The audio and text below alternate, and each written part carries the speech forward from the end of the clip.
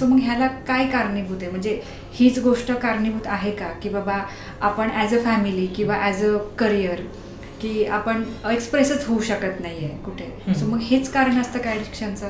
ॲडिक्शनची पण तशी भरपूर कारणं आहेत.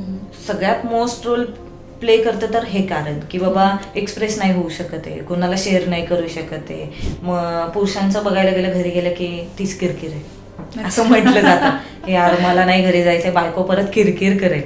हे कॉन्स्टंट मुलांचे स्टेटमेंट असतात, पुरुषांचे स्टेटमेंट असतात. मग त्याच्यामुळे काय होतं की मग घरी नाही जायचं, मित्रांच्यात बसणं. मग आता खूप हेवी झालंय, मग कुठं शेअर नाही करू शकत आहे.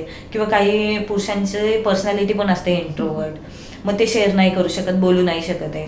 मग मी ड्रिंक केलं की मला किक बसते, मी स्मोक केलं की मला किक बसते आणि मी सगळं बोलून टाकतो, मग बरं वाटतं मला. म्हणून मग अल्कोहोलकडे वळणं, मग स्मोक करणं. स्मोक केल्यावर मला क्लॅरिटी मिळते, असं पुरुषांचं असतं की मला विचारांना क्लॅरिटी मिळते. एक सुट्टा मारला की बरं वाटतं. स्मोक करणं ज्याला सुट्टा बोललं जातं आजकाल. मी एक चहा आणि सुट्टा घेतला की मला आयुष्याची क्लॅरिटी येते. बट हे कोपिंग चांगलं नाही आहे. संपूर्ण व्हिडिओ बघण्यासाठी द सारिका शो या यूट्यूब चॅनलला आत्ताच भेट द्या